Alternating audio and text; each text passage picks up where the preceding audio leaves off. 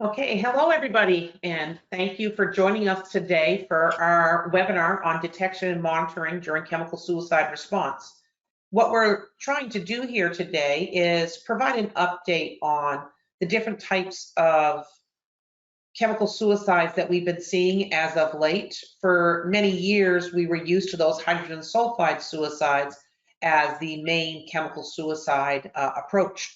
But things have changed over the last few years, and our goal today is to provide you with an update on what we're seeing around the world, as well as different challenges for detection and how we're going to deal with determining which one it is and how we're going to adjudicate the threat.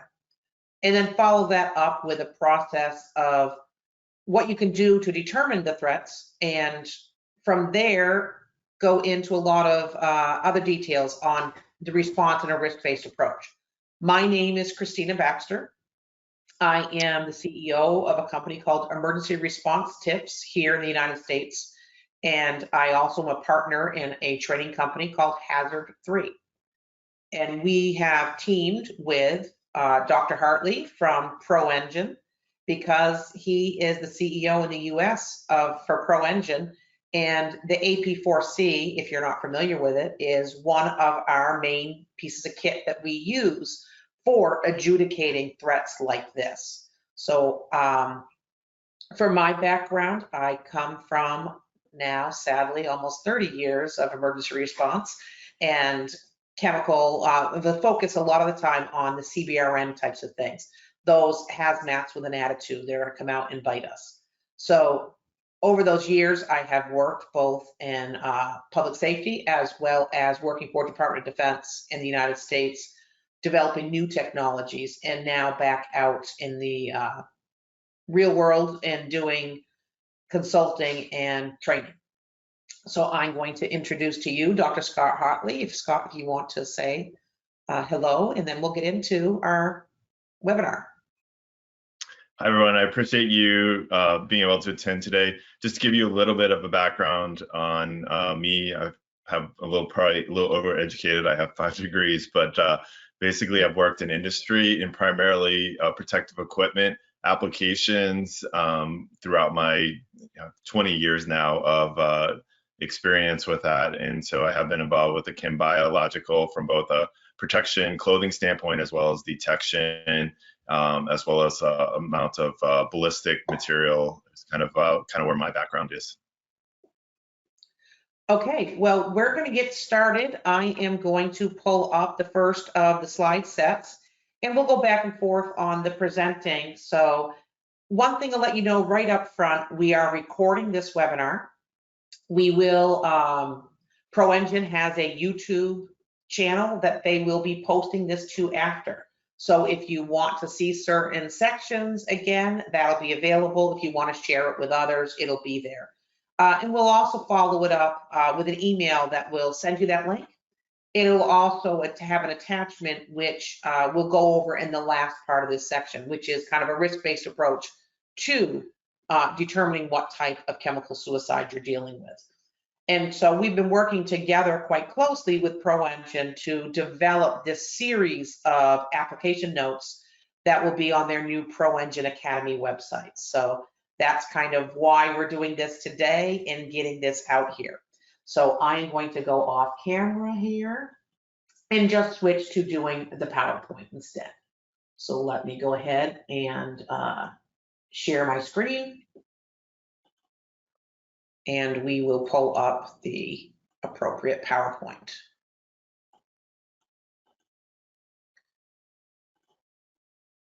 Okay, so hopefully everybody can see my screen now. And Scott, if you could just confirm for me that you can see it. I'm good. Okay, perfect.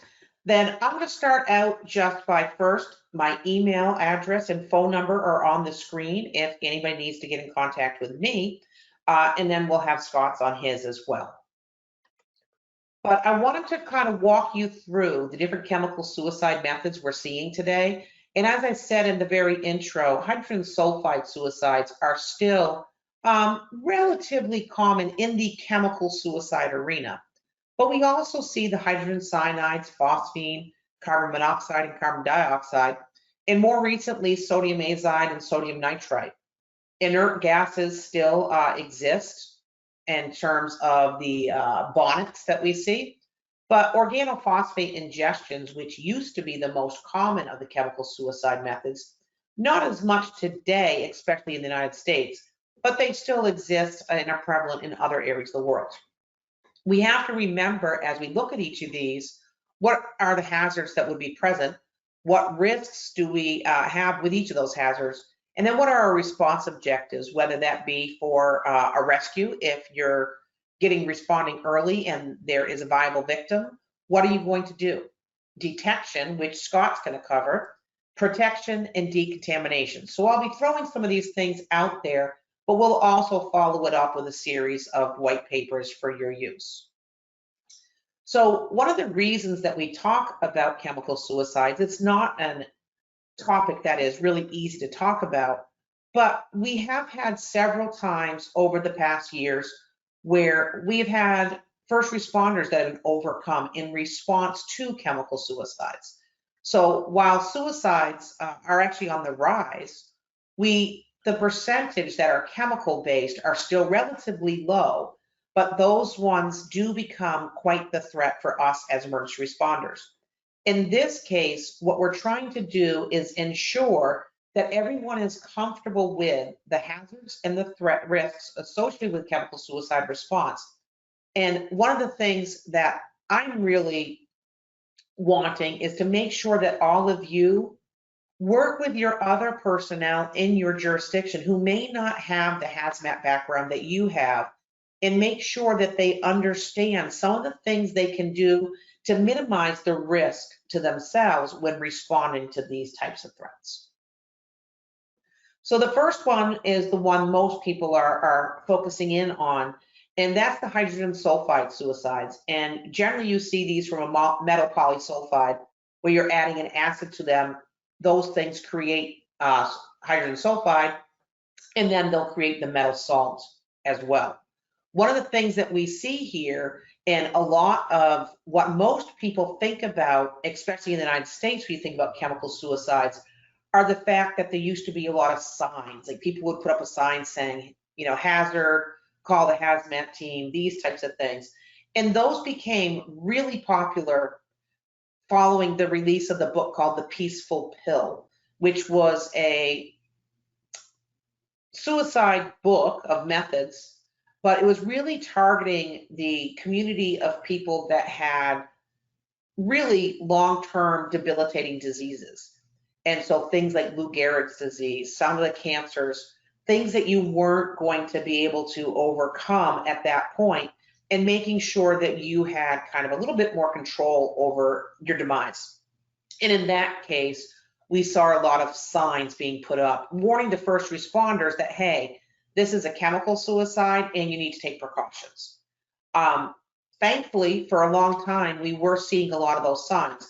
But I can say that reality is in the last year, for all of the chemical suicides that I've been called in for and for assistance, not one of them had signs. So we have to remember that if there's a sign, that's a great indicator, but it's not the only indicator of what you should be looking for.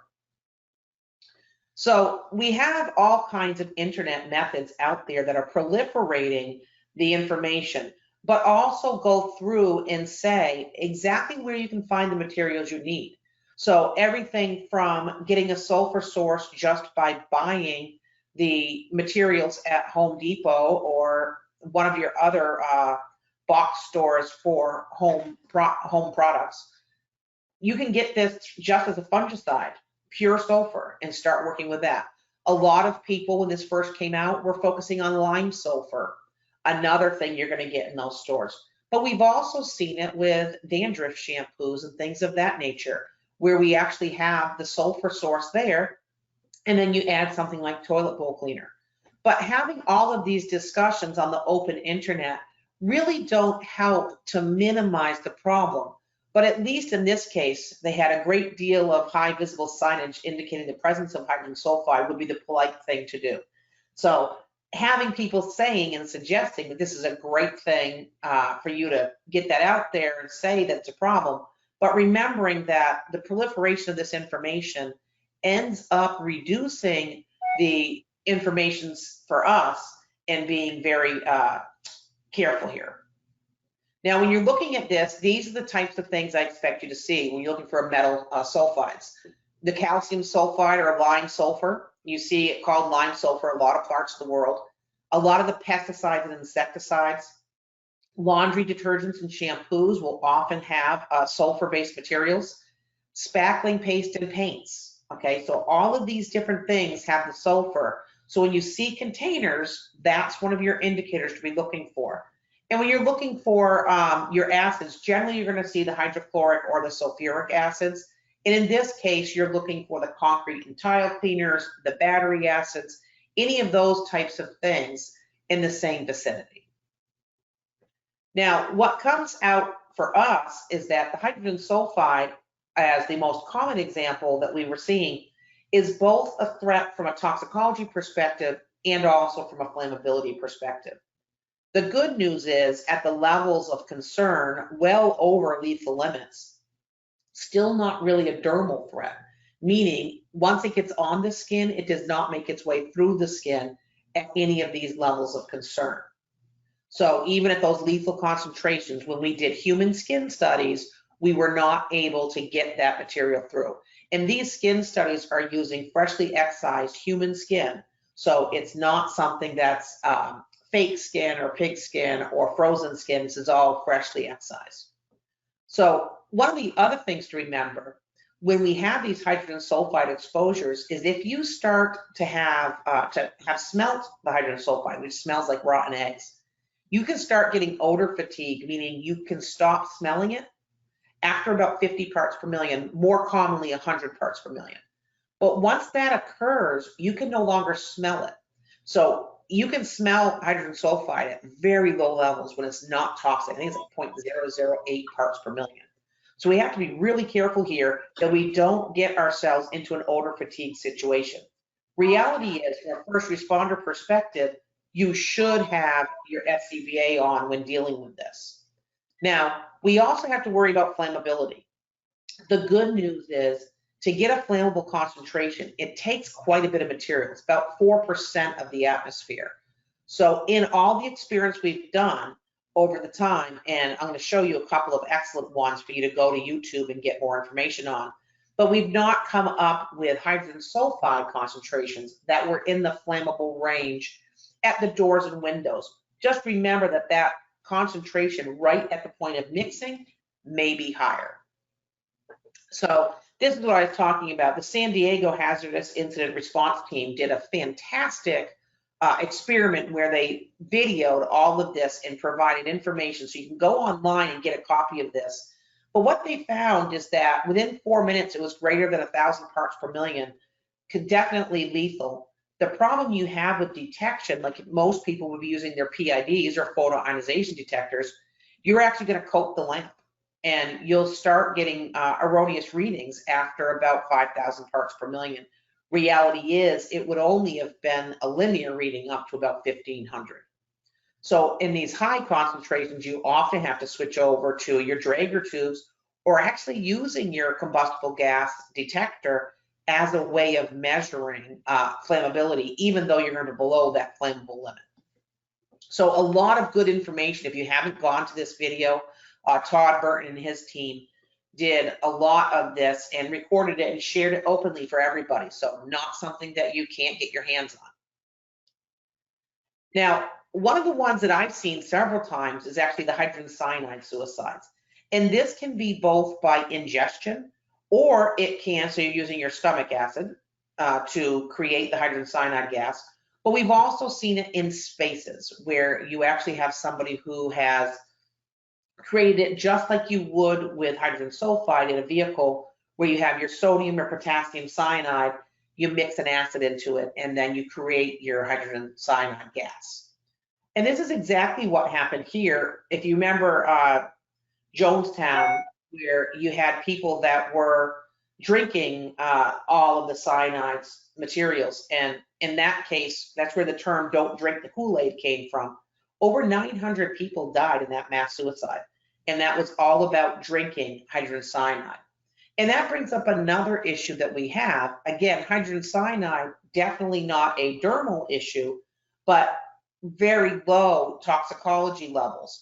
And so if we have people ingesting this and it continues to react in the stomach, what they're breathing or what is coming out of their stomach and esophagus could be high enough to cause several problems. So we like to blow out their lungs by, once they're already deceased, actually putting a nasal cannula and putting the oxygen level up to 2 liters per minute flow rate and letting it run for about 12 minutes before you try to transport them to ensure that that volume of their esophagus, stomach, and lungs has been flushed at least 3 times to minimize any higher levels of material. Now we see this with people getting their hands on sodium cyanide and potassium cyanide or the mixture cyanide salts and adding something just same as sulfide where they're adding hydrochloric or muriatic acids. And in this case, used to be able to get a lot more material when we had the film-based photography places around. Thankfully, most people have gone to digital-based photography at this point, so we don't see a lot of the cyanides as easily accessible as they used to be, although we still are seeing quite a few because we're seeing them for a variety of different reasons. In the cyanide salts, remember, oftentimes these are ingestions, so you're not measuring in the open space, you're measuring near the mouth. Same type of thing here where we have both a toxicity hazard and a flammability hazard, but the flammability, because you're up at 56,000 parts per million for flammable environment, is actually not as much of a threat with the amounts that people are usually taking. Again, not a dermal threat either, so doing your rescues and doing your work in turnout gear, as long as you have your SCBA on, is definitely a viable approach here. If they did mix it in a container, like you see with hydrogen sulfide, it's important to remember that hydrogen cyanide solutions can actually be vapor forming liquids. So when you do that, you can actually get a flammable vapor above a hydrogen cyanide solution. At that point, the hydrogen cyanide solution actually takes on a blue to a purple color, and you can actually start measuring right above it in flammable limits. So just note that if you see it in an open container, that's one of the things you want to watch out for. Now, another one that we see more often is the phosphine-based suicides.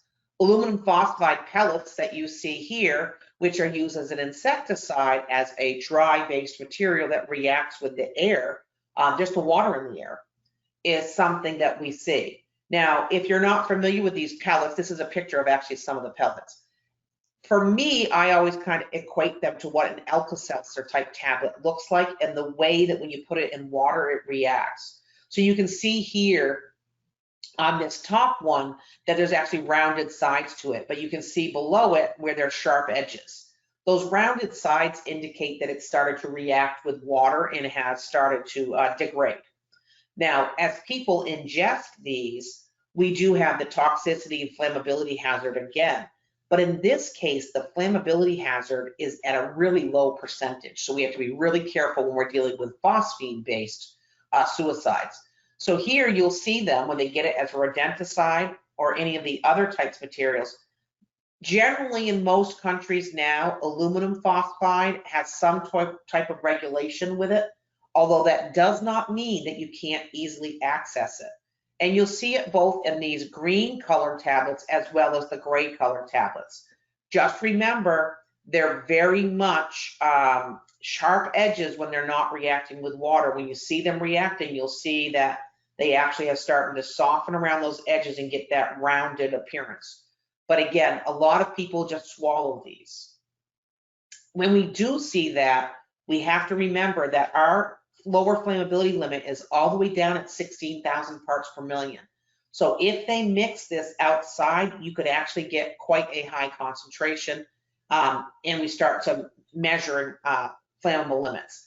If they are ingesting it, so it's inside the body, then we also have been able to get flammable limits, which has caused a few different problems. If you want to look up, there is a actually 3 different ones I'm aware of, where the phosphine levels due to ingestion in the body were actually at flammable levels in the off-gassing. And so they had to be very careful as they were monitoring these patients that lived, as well as patients that they were doing autopsies on, to ensure that they monitored that continuously and did not reach the flammable levels, or increased ventilation in different ways to get around it. Phosphine, again, is not a dermal threat. It's not going to go through your skin. Even at lethal concentrations, it takes far more to start to penetrate and absorb into the skin. So when we're talking about levels that are measurable here, then we're talking about levels that we can, again, stick with our turnout gear, something that's going to give us both a little bit of flame resistance protection, as well as our SCBA, which is going to protect our lungs, because these are predominantly respiratory hazards. One that we've seen a bit more again in the last few years are carbon monoxide-based suicides.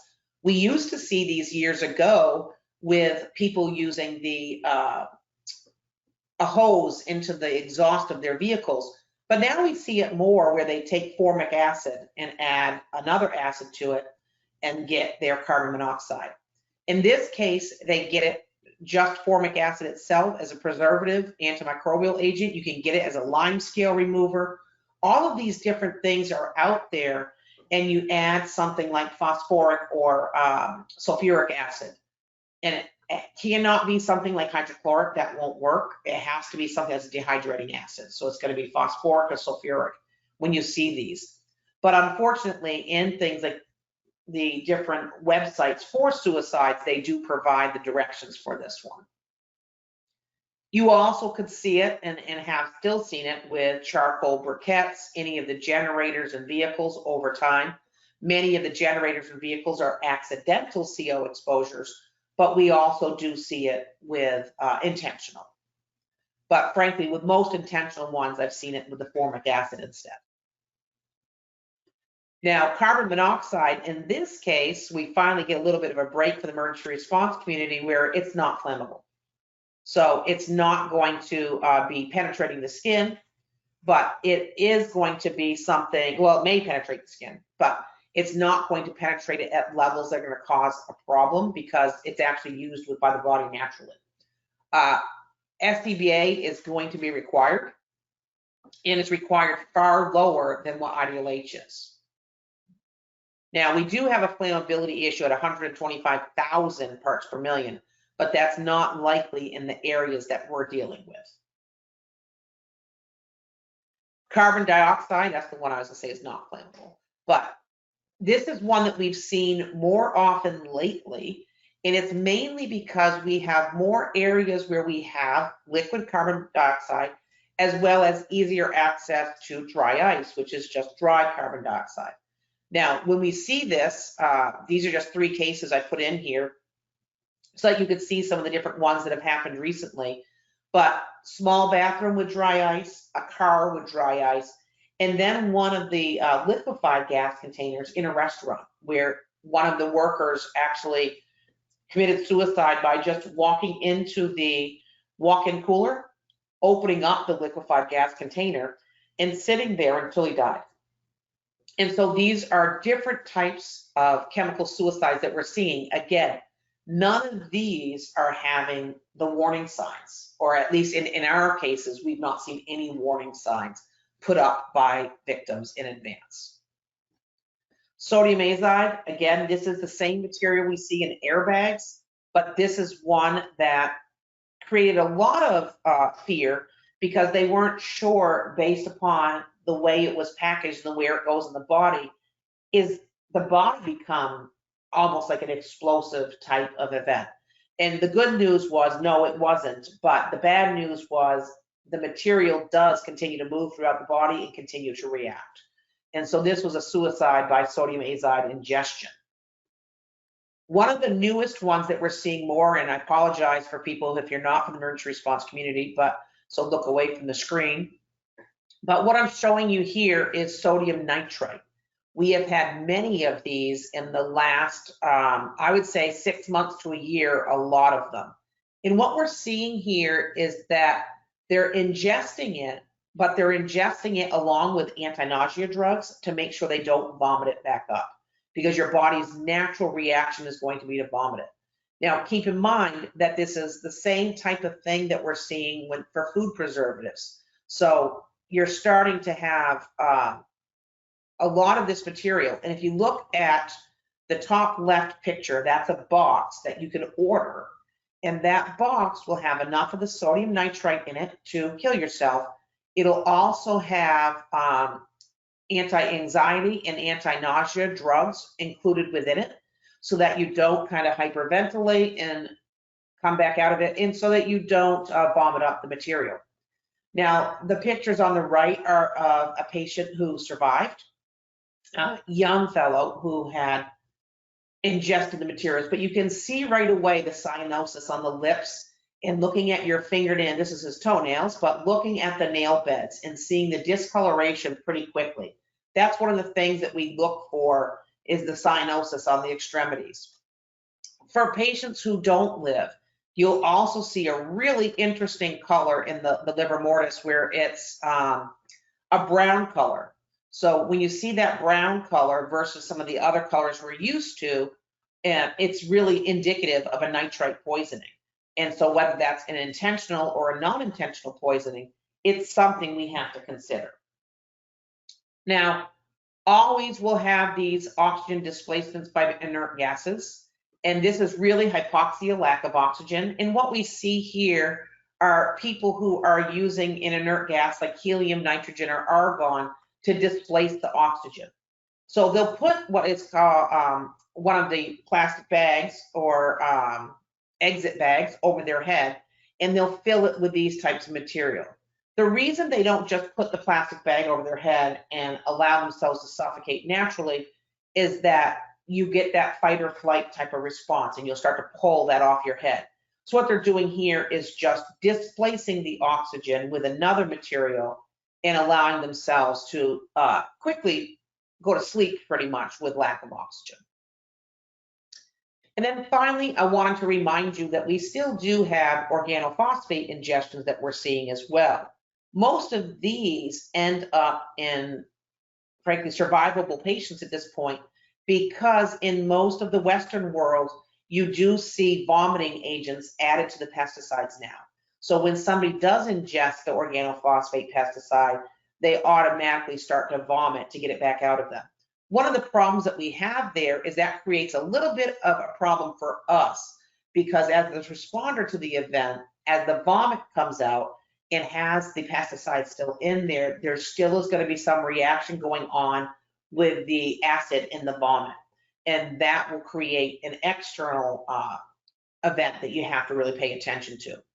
So we have to make sure that when we go to clean that up, we take that into consideration, and that if the vomiting is occurring in a space where we may be confined, let's say in an ambulance en route, that we need to have some type of ventilation going on, or the responders are going to have to wear some type of respiratory protection to protect themselves from this type of event. I'm going to go and transfer this over to Scott and let Scott go ahead and present. I'll use his slides, but he can just talk to them. But what I want to do here is talk about the detection of it for a few minutes, and we'll go in and do that, and then we'll come back to the response side of it again. Thanks, Christina. Can you hear me all right? Perfect. Awesome. So what I wanted to, the good thing about these sort of threats and detection is that there are multiple things that we can utilize in order to detect them. So that's the good news. The bad news is if you don't understand each of your detectors, especially with cross sensitivities, which can occur with a lot of these materials, and because they present themselves fairly similar, you can misdiagnose. And so what we're going to talk about today is kind of what are the best principles for detection with that. And I want to, I think our detector system as a whole, or flame spectroscopy in general, has been kind of viewed as more a chemical agent detector, but actually in this space it has a lot of applicability. So first, I just want to give a quick kind of maybe even a shameless plug, but just to explain the technology so you understand that, because a lot of people don't necessarily understand how this technology works, and when you understand, then you can hopefully better utilize it. So the flame spectroscopy as a whole, I mean, we are going to be celebrating the largest event of flame spectroscopy, or the use of the same technology, in the event of fireworks coming up in July 4th. Basically, when you apply energy to materials, you get a colored response to that. That is a known response. It is the same response. And so we can use the principles of spectroscopy in order to be able to very accurately identify these core materials, as well as determine their concentration. When you apply energy, so the energy can be in the form of a lot of different things. In the case of what we're doing, we're using a hydrogen flame, but you can use an arc of electricity. In the case of fireworks, you can use an explosion or some sort of explosive material. It creates a high energy state, and when those materials are in that high energy state, they release light or energy. In this case, we're focusing in on the visible light. And so each of these core materials that we're looking at produce a response. So if you go to the next slide, we'll kind of show you how the detector works with it. So like I said, what we do is we pull air through the detector, and then we introduce hydrogen into the detector with it. And so the hydrogen creates a flame, and that flame is a very strong flame. If you're familiar with a hydrogen flame, it's a very consistent flame. When materials of interest come through there, they will give us a response. And then the detector, and kind of the science of the detector, is being able to analyze and collect that information. So we take that light information, we're able to turn it into electronic information, decipher it, and look for those specific, the way I like to describe it, are fingerprints of each of those core materials. And then we can display their concentration based upon the amount of energy that we're able to see. So just like with normal spectroscopy, kind of the gold standard of spectroscopy is your GC mass spec. We are doing spectroscopy. We're just a way of doing is we're doing real-time truncated spectroscopy. So we're able to look for core materials. We aren't necessarily looking for the large information you need to identify each specific material, which involves multiple atoms and different types of material, but we're able to accurately give you that and do that every 2 seconds. So as far as the next slide, if we go to there, we're looking for 5 channels. In this case, 4 of particular interest. We actually have a hydrocarbon channel that we're looking at as well, but we're looking for phosphorus, hydrogen, nitrogen bonds, arsenic, and sulfur. And so why those are important is those are all the building blocks are found for your historic chemical agents, but they also are, as we see in here, also a lot of your same thing that you would use for suicide agents. So what works good as a purposeful event can also work for a purposeful suicide event or an inadvertent suicide event in some cases with that. And so that's the reason why we're able to work. So we are able in some cases to get down to very, very low concentration. So in case of the phosphorus channel, we can go down to as low as 2 parts per billion. And so why that becomes really important, especially when you're validating the decon has occurred. And with some of these, as we'll talk about, your PELs or your PL levels are very low. And so you want to make sure that it's a safe environment, especially for your medical workers or transporting. So being able to validate, first understand what those materials are, and then also at the end, be able to validate they're doing. So it's kind of a detector that can work a first in, last out type of approach. Go to the next slide, please. So the couple of key things, these are kind of my 5 major things to know about your detectors when you bring them into a situation with this. And we're going to talk about each one of these principles throughout the presentation. But the first thing is probably one of the most important is, are your selected detectors operationally relevant? So when I say operationally relevant, can they detect the threats that are there? And are they able to detect in the range of interest? So in most cases, we're most interested in something below TLV or PEL, so before it's harmful to the human potentially, and then we're wanting to be able to manage that up and through IDLH. That's kind of your sweet spot that you want to do. And one of the challenges with detectors is that there is not one detector that will work for every single device every single time. And so what that means is you have to bring in a multitude of detectors in order to do that. And as a general rule, you want to always have more than one detector telling you the same information or being able to correlate that information in order to be able to have confidence in what you're being told. The second point is the principle of sampling rate and response time. So it's important if your detector works, but it might take 30 seconds for you to tell that it's working and you're moving around in an environment, because that's what we have to do when we're responding. It's important to understand what that is. The third point is turn on time and will it work in your environment? And so this is something that sometimes people don't always think about until it can become too late. So some detectors, where you turn them on, it may take them multiple minutes or hours or multiple hours in order for them to come about. And sometimes just your normal operational environment that you're dealing with, there are a lot of diesel fumes present, some temperature extremes, humidity levels. All of those things can impact your detectors as well as their accuracy or even just their performance in general. So it's important to understand that and the environment that you're in with that. And then cross sensitivities, we're going to be talking a lot about that today, especially with these threat levels, these threat products, and your accuracy. So in some cases, false positives, false negatives, this is also important to take into consideration, because if you're thinking that you are dealing with something and it's actually something else because of the way that the detector works, that can be real bad news, right, for us. So especially just understanding your detectors and what they can and can't do. I think as a general rule, we as detector people are really good at telling you what we can do. We aren't always good at telling you what we can't do. And so that's why it's important for you to understand that when you come in, so you can determine the best for a response. Next slide, please.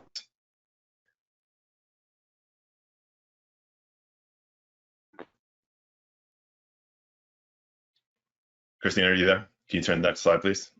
All right.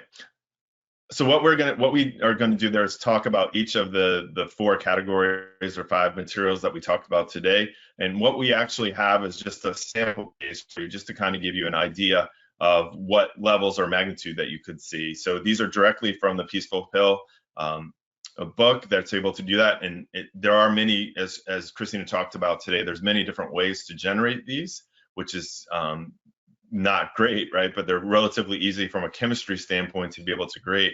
But what we're doing is we're taking a sample size of a car, which can often be found where people are doing these suicide and probably involve a complex situation for these. And in the case of it just having the volume of 2.5 meters cubed, you can get concentration levels there, so in excess of 4,000 parts per million.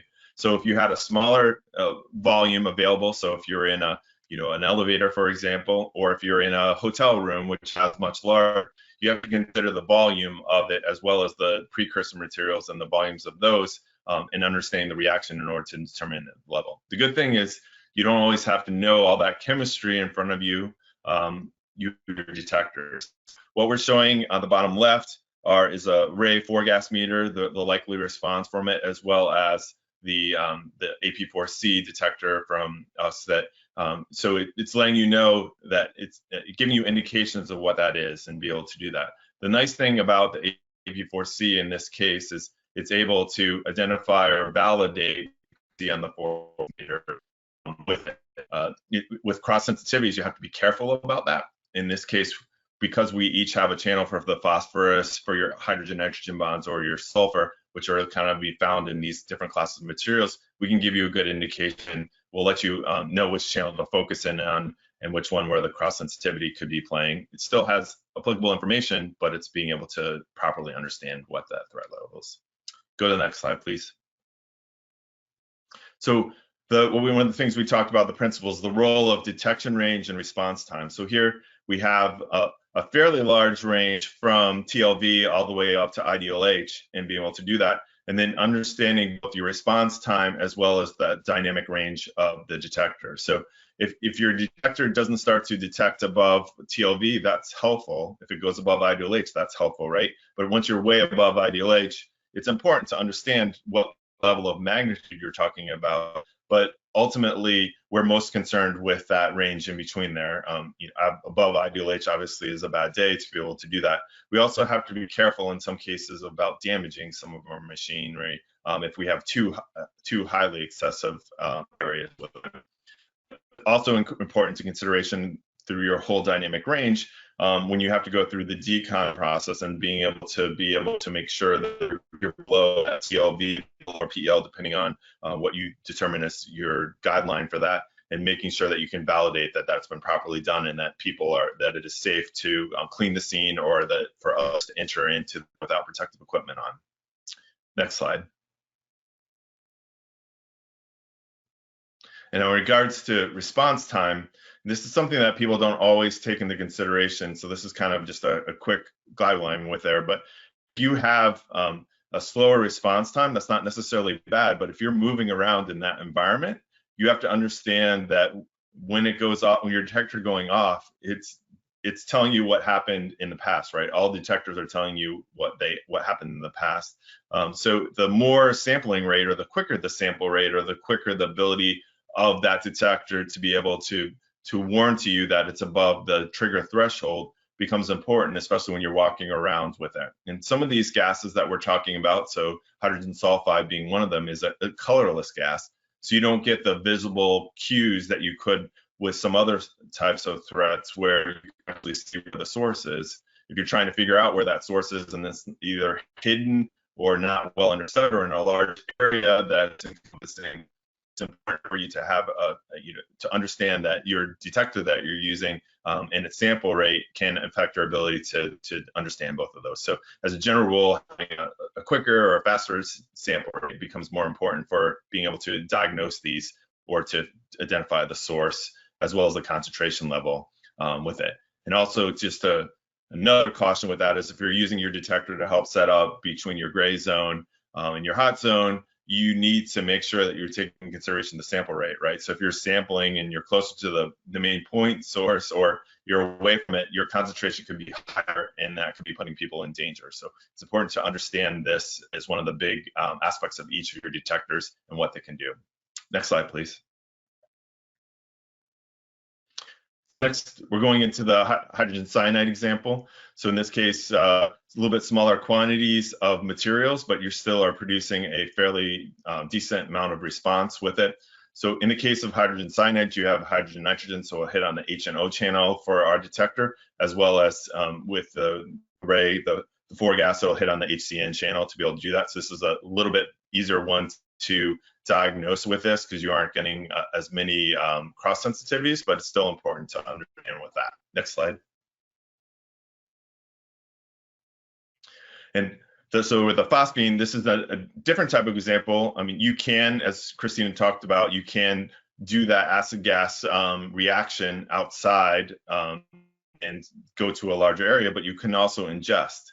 And so in the case of the ingestion, basically our stomachs act as kind of a chemistry lab, because we have acid inside there, we have water inside our bodies. And so that's where that reaction can occur. And you can actually get fairly high response level coming out of the body from this generation of the phosphine that's produced on there. So in this case, it would be over in both the Ray system as well as the AP4C as far as its detection level to be able to do that. So that is a good indication that you are not operating in a safe environment, and you need to have the proper protective equipment in there. But it's also interesting, just because it is contained in the body, sometimes we think it's less of a threat, but that is not the case. And so it's important to understand how to get that out of the system, to make sure that it's safe for all the people to do that. And if you're moving that body around, you are also cross-contaminating too. So it's important for you to make sure you understand the nature of these threats and how serious they can be, so you can take the proper precautions so you don't create more of a problem dealing with it. Next slide, please. And so for the carbon monoxide detection with it, there's, as Christina talked about, there's a bunch of different ways of doing it. You can form really high concentrations of these fairly easily with the system with it. And so in this case, a 4-gas meter is a great option to be able to let you know that you're dealing with that type of threat.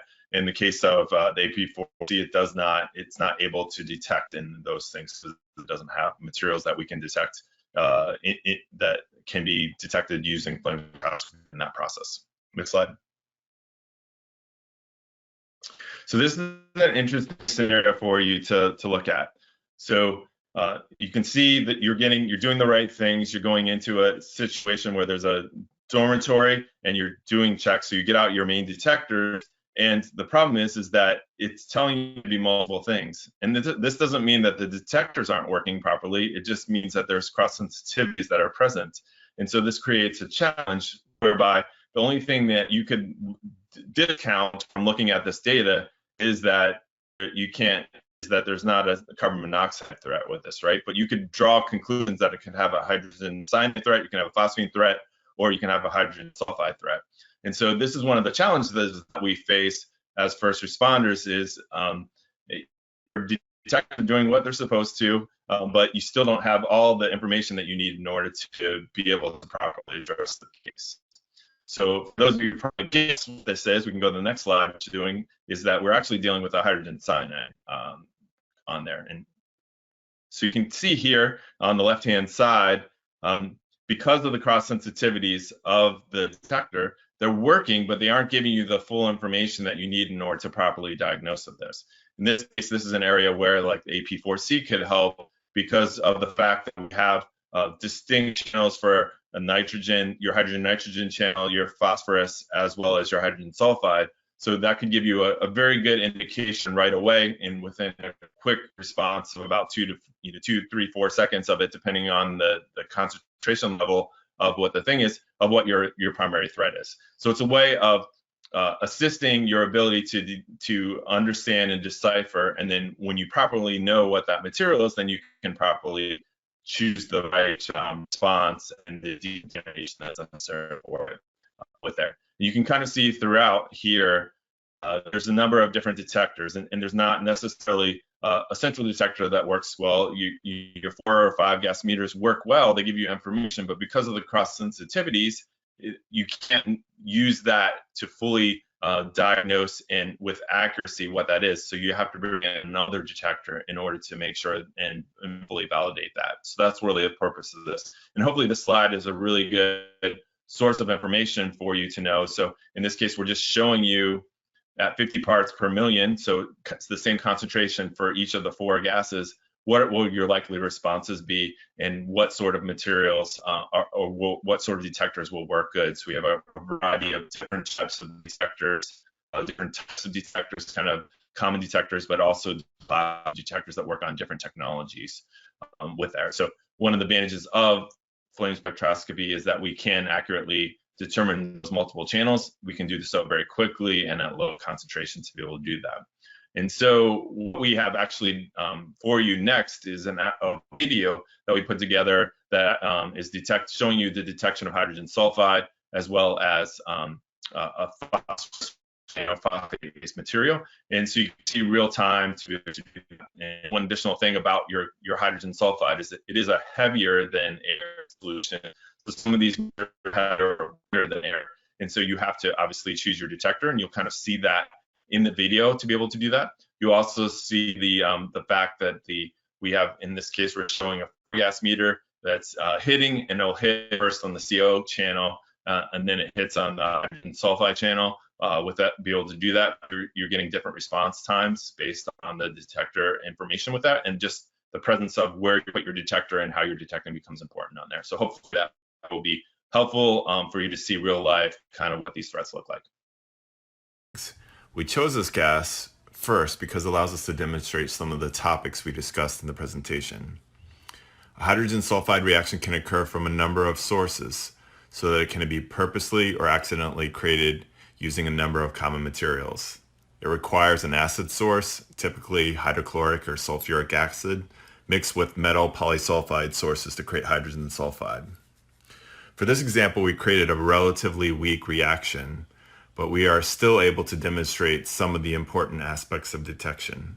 First of all, the gas is colorless, so if the source was hidden, our eyes wouldn't be able to detect it. The vapor you are seeing is a reaction with the raw materials and the humidity in the air. For the AP4C detector, it will detect hydrogen sulfide in the sulfur channel, which is designated as S on the meter.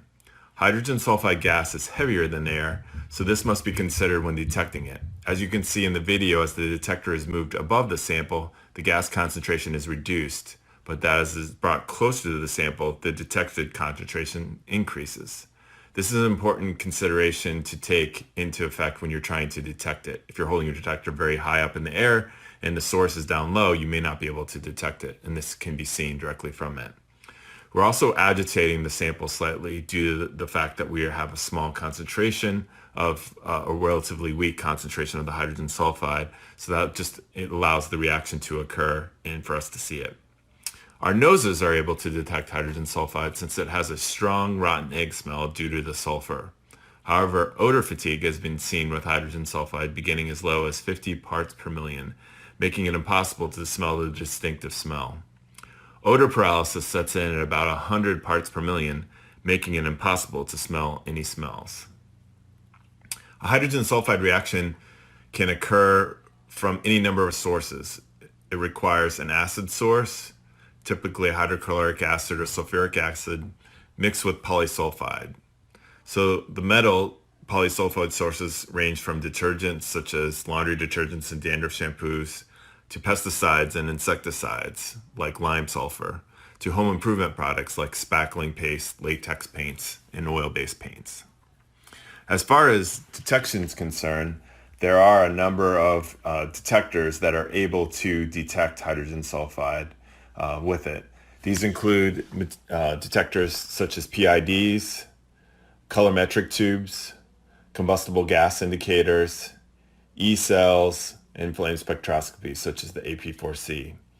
Each of these has different response times as well as detection levels as far as low to high.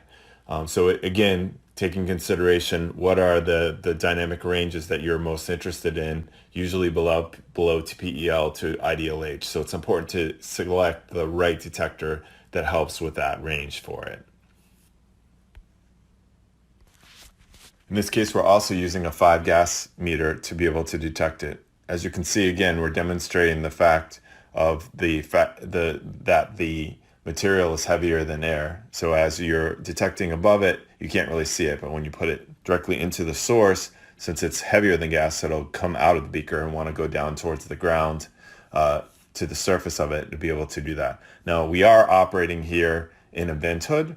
So because of the vent hood, you will have some gas that tends to go upward more so than it would be in a normal type of environment where there's no uplift of air in the device. The AP4C detector starts to detect around 0.076 parts per million and can go up to around 2 parts per million in the high end. So each of the bar levels indicate a range of response, but the total dynamic range is from around that 0.076 to around 1.9. The response time is 2 seconds for the detector. So every 2 seconds, the detector is updating exactly information regarding what went through that detector over the last 2 seconds. With a PID, the low end of the detection is around 0.33 parts per million, and it can go up to around 1,500 parts per million with it, and the response time is about 3 seconds. So you're kind of seeing in this case that we are able to, the response times, you can see they're relatively close, with the PID moving a little bit slower, but the detection levels are about the same, with AP4C being more sensitive than the PID is able to be done. But both are indicating both the fact that the gas is heavier than air as well as its presence in there to be able to do that. Malathion is organophosphate insecticide that is commonly used to control mosquitoes and a variety of insects that attack fruits, vegetables, landscaping plants, and shrubs. It is also used indoors on pets to control ticks and insects. Since most nerve agents utilize organophosphate-based chemistry, we are using this as a simulant for nerve agent. Most nerve agents are actually modified versions of insecticides or pesticides and were modified specifically to be more effective against humans. The chemical structure of malathion is C10H19O6PS2, which means that it's capable of triggering on both the phosphorus and sulfur channels of the AP4C due to the presence of both phosphorus and sulfur in the structure. Most organophosphate insecticides and pesticides are designed to be persistent agents, meaning these don't off-gas very much and tend to be oily liquids that readily stick to materials and don't often easily wash off in the rain. As such, We are using the S4PE and taking a sample of the material and will heat it off. Note how the detector first triggers on the phosphorus channel, and only when the phosphorus channel is almost maxed out, it starts to trigger on the sulfur channel. This is similar to how a lot of detectors work, where there's different trigger levels for different channels. The AP4C has different trigger levels for each channel, and the phosphorus channel doesn't start to trigger around 2 parts per billion, while the sulfur channel doesn't trigger to around 76 parts per billion. This demonstrates the importance of understanding trigger levels and ranges for each of the detectors you're using. What we put together for you in terms of a risk-based approach to a lot of these suicides, and in this case, we're only focusing in on those things that you should be doing to determine what type of suicide it is, and then we can go into details later in other methods for what should you do for protection, decon, detection, that type of thing. So the first thing, as we've talked about a few times, is are there warning signs put in place? This was something that was very common 10 years ago, and even up to a few years ago in most chemical suicides, we saw a lot of these warning signs put in place. Unfortunately, in the last 6 to 12 months, we haven't seen any signs. And so it really depends upon where they get their information from for what you see. So the second thing is, what are the precursor materials that are there? If you have access to our emergency response decision support system, which you can register for at chemicalcompanion.org, you can go into the lab identifier and type in the chemicals that you're seeing and see what types of threats could be made with those. So if you have precursor materials that are visible, this is a great way to quickly figure out what you should be seeing for a gas, and then using your detection to follow that up. Measure for flammability. This is really critical for many of the threats that we work with. So the main ones that we talked about are flammable materials. So we end up having problems where we have both a flammable and a toxic hazard.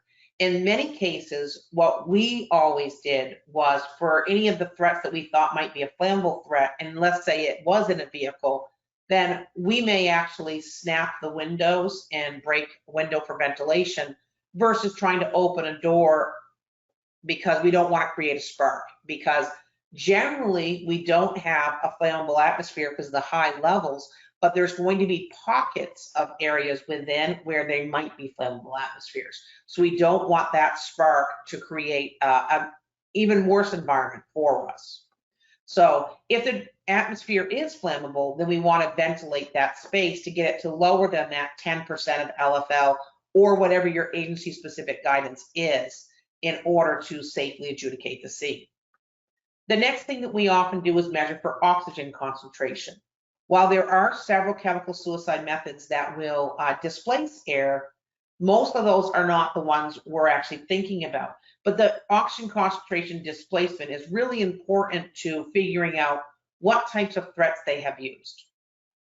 Now, if we are using our AP4C, then we can quickly go through and say, are we seeing things on our phosphorus, nitrogen, or sulfur channels? And that starts leading us into the types of materials that we may come across. And then we can start further looking, like Scott just demonstrated in the video, that different chemicals have different areas where we're going to find them. They might be heavier than air, they might mix evenly with air, and then some others might be ingestion. So we're not measuring them out in the open environment of the vehicle, but we're actually measuring them near the mouth of the victim or the nose of the victim. So those are the areas that we would be measuring and finding these chemicals. So using your AP4C will help you quickly figure out what types it can be, and then further going in and figuring out where you're measuring from. Now, we put together this methodology and we'll be sending this out along with all the step-by-step guidance, but walking through just a flowchart approach of, are there signs, warning, responders? If so, use that as a warning, but continue to monitor. Are there precursor materials evident? Yes, again, use that as a warning and then monitor for confirmation. Measure the percent LEL. Let's make sure that the threat environment we're working with is not coming out to visit us and cause us more harm. So that does not mean that we can just use whether it is a flammable environment to determine what chemical it is. Because remember, we're going to be at toxic levels far lower than we're going to be able to measure flammability. So we need to remember that measuring for percent LEL is really about ventilating that space. We're going to measure for oxygen concentration. Again, looking at those things that may displace oxygen and figuring out what we may have there. And then we're going to measure with our AP4C and then start pulling apart our different threads. Because remember, when we were looking at some of our electrochemical cells, based upon the way that they function, they have cross sensitivities. Those cross sensitivities can be very problematic for us. For example, if I have a hydrogen cyanide specific electrochemical cell, it's going to get readings for hydrogen sulfide, hydrogen cyanide, phosphine. So it's one of those electrochemical cells that has cross sensitivities for many things. Now, I'm a firm believer that using those types of sensors, electrochemical cells, having those cross sensitivities, as long as you understand them, can be a benefit. And so it's really about making sure that you understand the sensors that you have in your suite, remembering that there is no one detector, like Scott said, that can do it all. We have to say, like, even though this is one sponsored by AP4C, they were really wanted us to make sure we included things on CO and CO2 because they're things that they can't detect, but making sure that you have some type of pathway forward. Remember, it's always important first to size up the event scene. Do not assume that there'll be a note or warning. That trend has started to fall by the wayside at this point in time. Secure the area. If you're outside, I always recommend starting at 300 feet and monitoring your way inwards to minimize that space.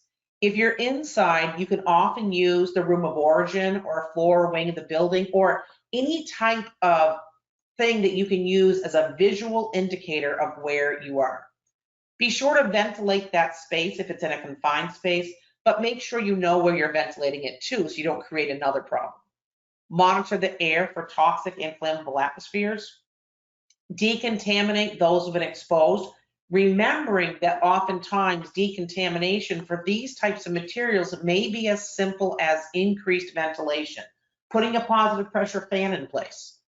Initiate your rescue and recovery operations if you can. If there's a rescue, a lot of times those rescues is as simple as turnout gear and an SCBA. Recovery operations is something that you really need to coordinate first with your medical examiner, because at least in the United States, all unattended deaths are considered suspicious until, so they have a law enforcement sign to it. So in those cases, you're going to need to work with the medical examiner as well as the law enforcement personnel to make sure that you're protecting evidence and preparing for the criminal investigation. And as always, consider all those additional risks all around you that may come out to visit. So with that, I'm going to open it up to see if we have any specific questions. Both mine and Scott's information is up above if you have interest in contacting us for more information. We'll also, as we said in the very beginning, providing everybody with a Pro Engine Academy application note on this topic. And then we'll follow that up with some of the chemical suicide type specific application notes in the future. We have been working on them for each type of chemical suicide to give you more information on each.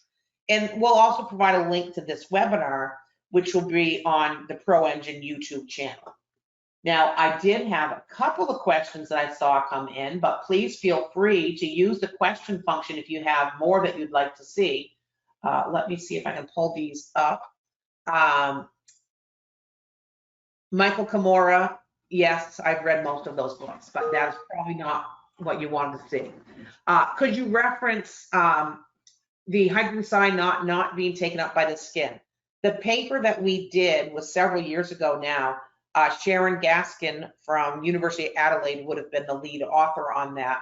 And we actually did hydrogen cyanide concentrations well over lethal and several times the lethal limit to demonstrate that hydrogen cyanide does not easily penetrate or absorb into the skin. It's really a respiratory hazard. Cross-sensitivity information on a lot of these detectors, how can you get it in a teachable format? Well, most of those we end up developing on our own. And what I like to do is just make a matrix of the different materials that you're looking at or of interest to your team, and then go ahead and put those cross sensitivities down the sides. And so like the tables you saw Scott showing, it's really about making sure that you put it into a format that's usable. I also have, for each of my different electrochemical sensors, I create like a one-pager so that when it's 2 in the morning, you don't have to try to figure out and remember what they were. But for each one, what's the upper limit, what's the lower limit, what are cross sensitivities that you might have? And those are just my cheat sheets. I do them especially for anything colorimetric because there are so many different cross sensitivities, but I also do it for all electrochemical cells because that can be really critical. Now the AP2C has less channels than the AP4C. Is the sensitivity detection still the same? Scott, I'm going to throw that one over to you. Is the sensitivity on the channels of the AP2C, which only does sulfur and phosphorus, are they as sensitive as the AP4C channels? So in these cases, they will be, it's not quite as sensitive. So we made some improvements between the AP2C and the AP4C on how we actually detect. That being said, if you look at the PEL levels or the TLV levels, even with AP2C, it will be below it just won't be able to get to, like, for example, with the phosphorus channel on the AP4C, we can go down to about 2 parts per billion. I think with the AP2C, it's in the tens of parts per billion. So it's close, but not there to be able to do that. And that just has to do with the way that detection has improved over time. But as a rule, because of where you are relative to those ranges, they still will have applicability and use in both of those environments. It's just that you won't have the addition of the hydrogen-nitrogen channel and the channel, as well as your hydrocarbon channel on the AP2C as you do with the AP4C. So another question, so I know, Matt, that Scott kind of went in and out a little bit there in terms of his voice. So yes, the AP2C is a little bit less sensitive than the AP4C just based upon modifications in time of sensitivity of the detectors themselves. So if you are looking for the transfer of what levels they can get to, I know you use ERDS, Matt, so ERDSS, so you can go in there and find out your sensitivity of the channels. Keen also has a question, is ProEngine developing a part per million / part per billion readout meter instead of the bars metering system? And so I would say the answer is yes and no. Most of the users like the bars metering system. And so if you're not familiar with the ProEngine AP4C, folks, it has number of bars as you're reading versus a specific detection level. Now, what gets interesting here is the AP4C as well as the AP2C actually collects the exact amount and then ports it into those bars. So that's why I say the answer is yes and no, because they are developing a couple of tools that go with it that will allow you to automatically transfer that data over and get exact readings versus bar readings. So there are a couple of different tools, and Scott, I don't know if you want to jump in and address those. One that is the SIM kit, which allows you to analyze your data. Another is the app that you're working on that will go out to all the users, allowing them to transfer that data quickly and easily. And then another is the next generation AP4C Plus that's coming along. I think those are all things that address this issue. So I'll throw it over to you. Yeah, so we are working on telemetry solutions that allow the data. It's basically a module that can be added onto the back of the AP4C or even the AP2C, and it'll transmit the data readings to software. In the short term, because that's still in development and it's being worked on actively, the ERDSS software will be a great asset for you. So if you go onto it, like let's say we go onto hydrogen sulfide and you click on 2 bars, it'll show you directly in that software the PEL levels, IDLH levels, and where the range of 2 or 3 bars goes, so you can actually use that information and see how it is relative to the threat level that you're talking about. So that's one advantage of it. So any number of compounds that you're dealing with that are TICs or TIMs or even your historical chemical warfare agents, that's automatically into the ERDSS software. We had nothing to do with that. It was already included as part of it, but that's a good way of being able to access that information right now and know what that is. And Scott, there's another question, I think, from Singapore. Is there a plan to expand the AP4 detection capabilities to detect the chloride ion? So that's a good question. So one of the challenges, so going back to how flame spectroscopy works, so we are looking for a visible light response that occurs from the material. So one of the challenges that we have is with chlorine, there is no visible light that's produced when it goes through the process. So it actually absorbs light is the answer to the question. So what that means is that flame spectroscopy by itself can't do it unless you expand the range of which you're collecting that information over. So in other words, more wavelengths of analysis in order to be able to do that, or using a different technology or a different a way of doing that. So there is some research that we have ongoing to be able to address that, to be able to detect the chlorine part, potentially through the use of some higher energy light transmission, but that's not presently done. So it's something we're working on, but it is kind of a limitation of flame spectroscopy in general.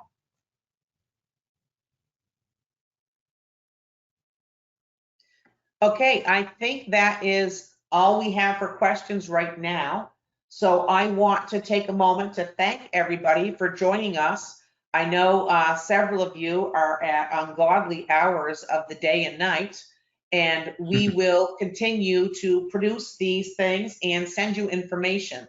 We will be having classes, we're planning about every 6 weeks right now.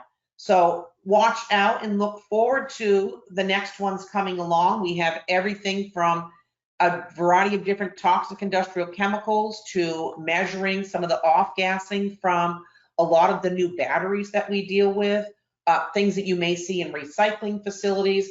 And one of the things that I really want to get forward to people, I know a lot of you know me, and that this is one of my frontline favorite instruments, but one of the reasons that we look at this is because so many people consider the AP4C a chemical warfare agent detector. And that's because it does so well at that.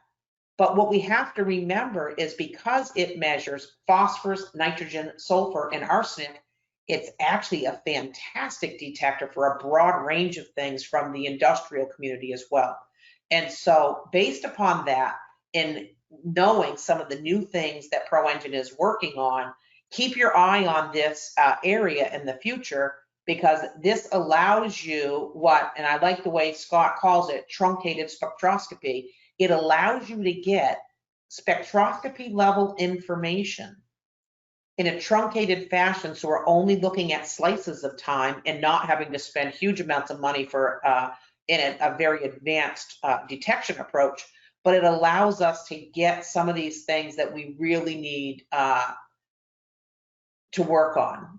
Let me see, are there plans downstream to improve the detector to identify specifically the detectable chemical threat? So reality is, Frederick, that in terms of this, the detector is doing what it's designed to do for flame spectrophotometry, which is measure the elemental threat within the chemical. And so it can't be expanded to say it's specifically this chemical unless we add another technology in line with it, something like gas phase infrared. And so using these things together as a toolbox approach is probably your best bet in terms of that requirement. So there are new gas phase infrareds, and then there are some things like the MX908 and a high pressure mass spec approach, that will allow you to identify gas phase threats specifically using the AP4C to find and target the area of the threat due to its low sensitivity, and then following it with a gas phase infrared or the HPMS to uniquely identify that threat. So it's really about taking those toolboxes and incorporating them together. With that, Scott, do you have any last parting notes for us? I would just say, one of the things that we're trying to do is educate customers or educate people on just the application of this and the use of it, as you said, to different things, but also just have a larger repository of technical papers and information that can be used for training and educational purposes. So that's really the ultimate goal of us. Eventually, what we're going to do is have a whole repository of those on our website. And so this is just the first of what I hope are many different educational response opportunities for people to help you out. And it's not pro AP4C everything. We try to include a bunch of other things to just be helpful to the community as a whole. And so that's really what our goal is, and hopefully that was accomplished today. Well, thank you, everybody. And I am going to shut down the webinar now. And we look forward to any questions that you send us via email and on the video we'll put out there for everybody as well.